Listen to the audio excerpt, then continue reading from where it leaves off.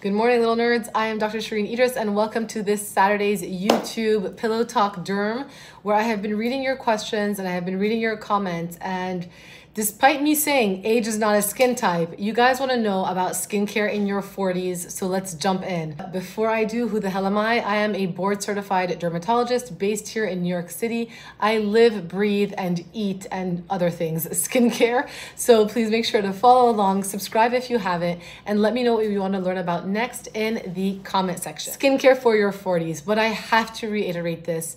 Your age is not a skin type. I say that every single time, maybe not every single video, but I have repeated myself over and over again because it's very important to realize that we are not all created equal. And somebody in their 40s who has been out and about in the sun is going to look very different than somebody in their 40s who has really protected their skin from the sun in their lifetime. And so you can't have blanketed generalizations about skincare in your 40s and what you should do. But the biggest takeaway, if there is one truth that holds true for 99.9% of people, it's that in your 40s, there is a rapid decline in terms of collagen and elasticity. And this occurs around perimenopause and menopause. And with that, we lose the firmness and the thickness that holds on to our skin. And that unfortunately is an inevitable truth. And we lose approximately 30% of our collagen within the first 5 years of menopause. That is a study according to the AAD, and one that we can approach with eyes wide open and hopefully help ourselves in the process. So given that age isn't a skin type, and given that we know we're going to lose collagen and elasticity over time, this is how we can help ourselves, because the biggest things with the loss of elasticity and collagen comes a loss of an ability to hold on to moisture. So we're going to be slightly more dehydrated. And in the process, as our hormones are fluctuating and we go through hormonal shifts, we are going to experience episodes of flushing in which we can get red faster, or the redness can linger longer. And so now we know that in our 40s, we're going to have some redness that we never had before. We are going to have an ability to hold on to moisture, so we're going to need something slightly thicker, and we are hopefully going to start incorporating products in our routine that are going to help with collagen production. So I'm going to break this down into categories so you guys know what to look for when it comes to products, starting in order that you would use these products in your routine. Number one, cleansers. So cleansers are a broader term. Not all cleansers are created equal. If you have problematic skin like acne and you're still breaking out, you may want to consider a cleanser with certain actives like benzoyl peroxide or even salicylic acid. But if your skin is relatively stable in terms of breakouts and you don't need to have any sort of active targeting the breakouts or the inflammation, then go for a gentle cleanser. One that is not going to overstrip your skin of its natural oils because you're going to be drier in the process. And ideally, even a creamy cleanser so that you really know that you're trying to give back hydration into your skin. I'm not a fan of the hyaluronic acid cleansers. I actually find low molecular weight hyaluronic acid can be pro-inflammatory, so it can add to redness if you're already prone to flushing. So I would try to avoid. One of my favorite ones are a very simple one. It's Vanicream, but it's not great at taking off makeup, so I often combine it with Bioderma's micellar water. This is what I call my double cleanse, where I use the micellar water first, followed by Vanicream's $9 gentle facial cleanser. First Aid Beauty also has, and I don't have it here, their First Aid Beauty face cleanser, which retails for approximately 20 bucks. It is a creamy cleanser. Patients have told me they like it. If you're in the market for a creamy cleanser, I will link some below as well.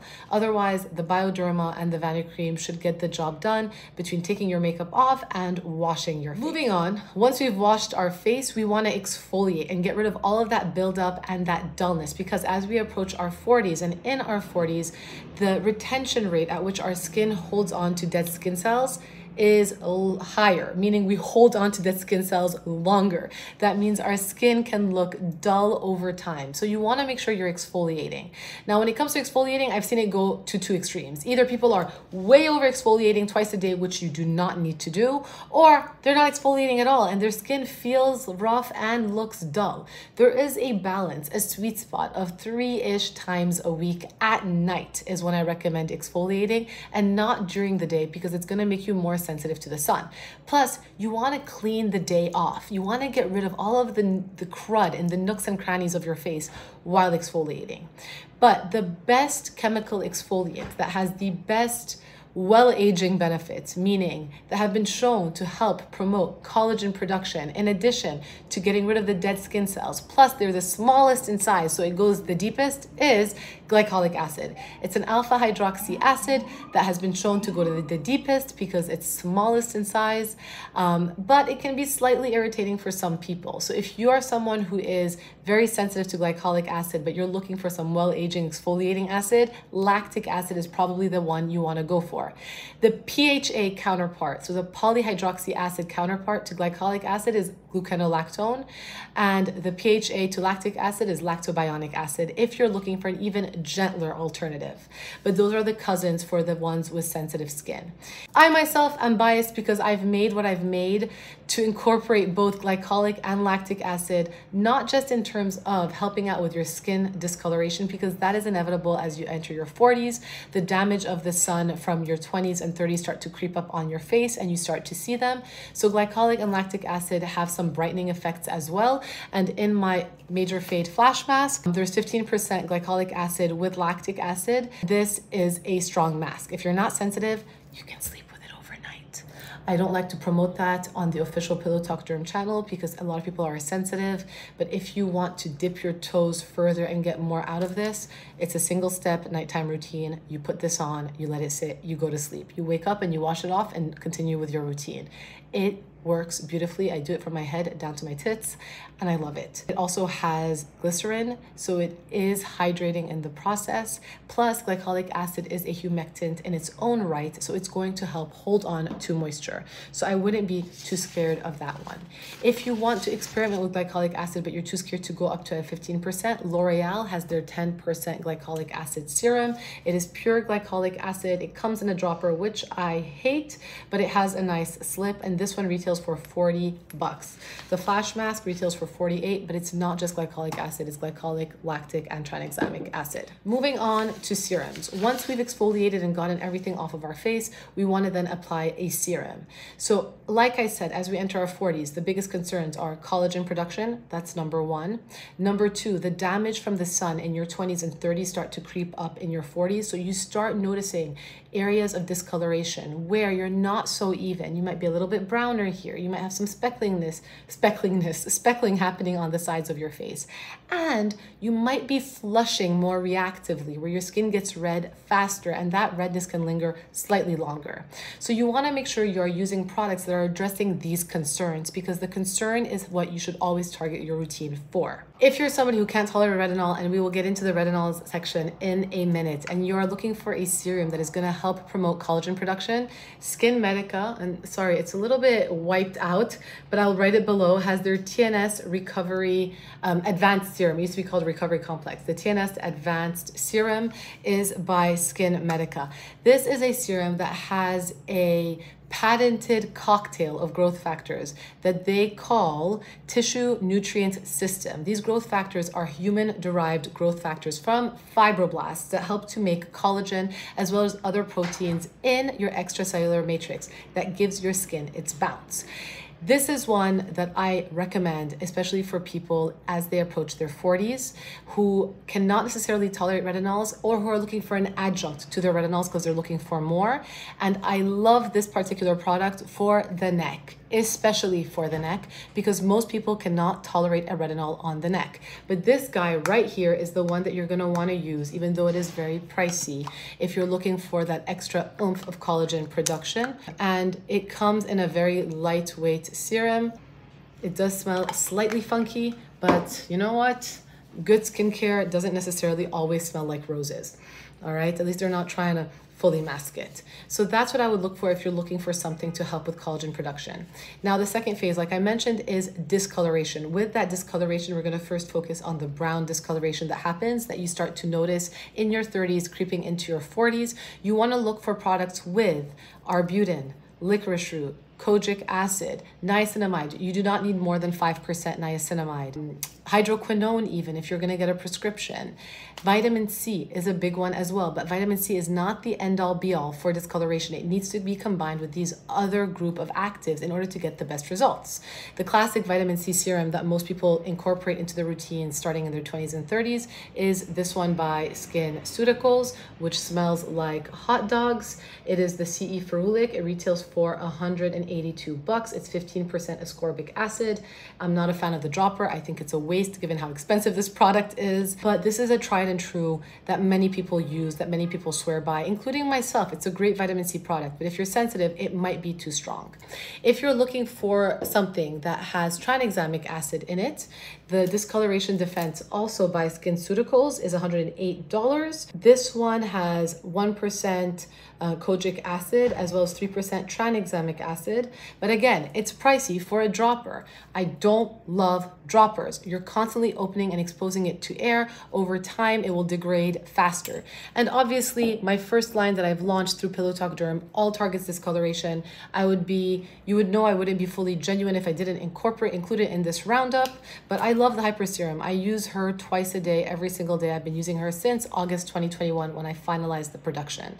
It has licorice root, it has arbutin, it has niacinamide, and it has a bunch of other things all mixed into one. So love her. She retails for $68. It's in a solid component. It comes with a refillable cartridge, so it's never exposed to the air. And once you're done, you could pop this open to get all of the goodness out, but it does not have vitamin C.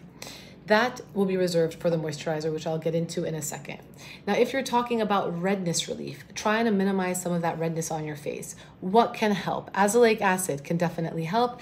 You need at least 10% azelaic acid in your routine to help with that redness and that flushing. Anything less than that is just kind of useless or has not really been shown to be super helpful. So this is one, Peach Slices Redness Relief Azelaic Acid Serum. It is a very nice lightweight azelaic acid.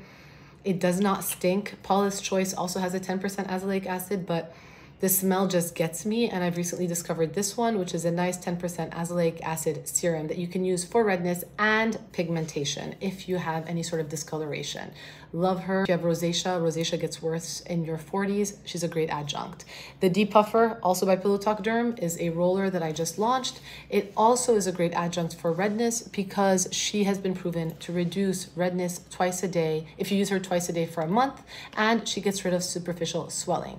Arnica is one of those ingredients that have been used in many countries outside of the US for many years. In the US, it never gained the traction as it did internationally, but when formulated with the right mix of ingredients like centella and cica, and even niacinamide, again, not higher than 5%, it can make a big difference in minimizing residual redness and even puffiness. So I love her. She also has ash bark extract, which helps with the puffiness.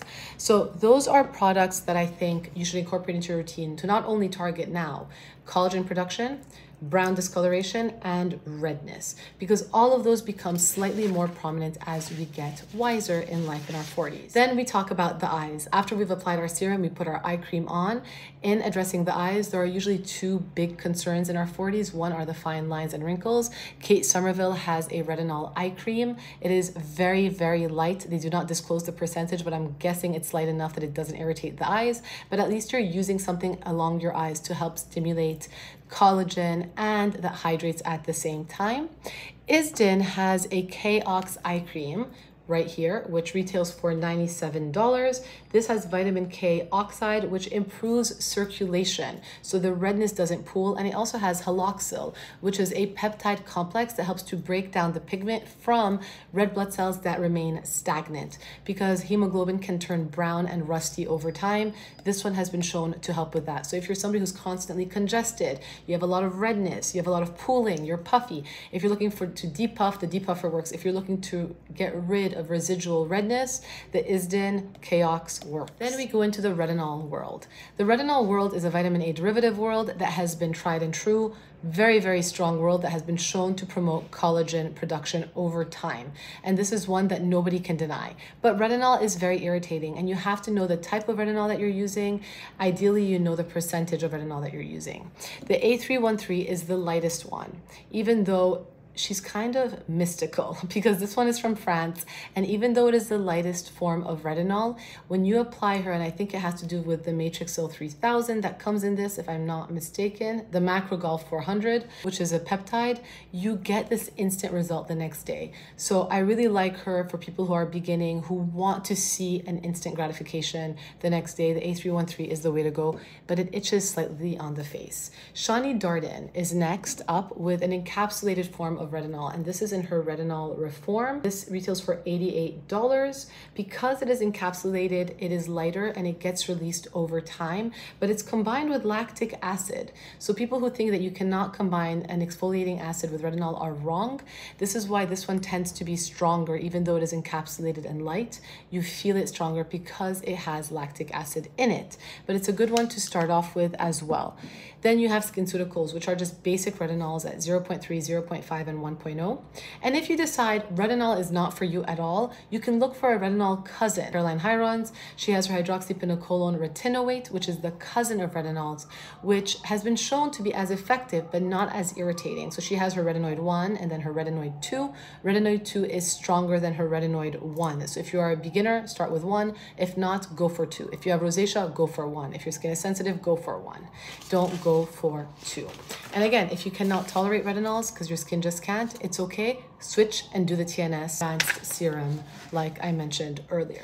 Now we go into moisturizers. So moisturizers are a broader category, which we're just looking to hold into moisture. You have moisturizers that are basic moisturizers that are just rich in texture, like SkinCeuticals Triple Lipid. I think this one is almost done, but as you can see, she's just a rich moisturizer, a nice, beautiful, creamy, chewy moisturizer that really will lock in that moisture. This one is a nice one. She is $150, so she's expensive.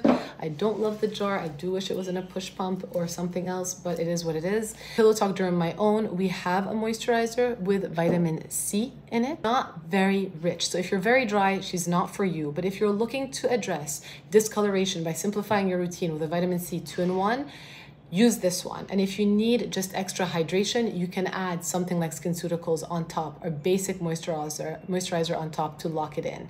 Otherwise, this should be enough, especially in a humid climate or as we're going into the summer months. You don't need something so rich on top of your skin. And last, I discovered this in the UK, Cetraben. Cetraben is a cream that was really used for people who have eczema and problematic skin, but I love Cetraben for the neck especially, or if you're in a very dry climate and you want to lock things in. It comes in a pump, which I love, but it is a combination of white soft paraffin and light liquid paraffin, which makes it much more elegant than Vaseline.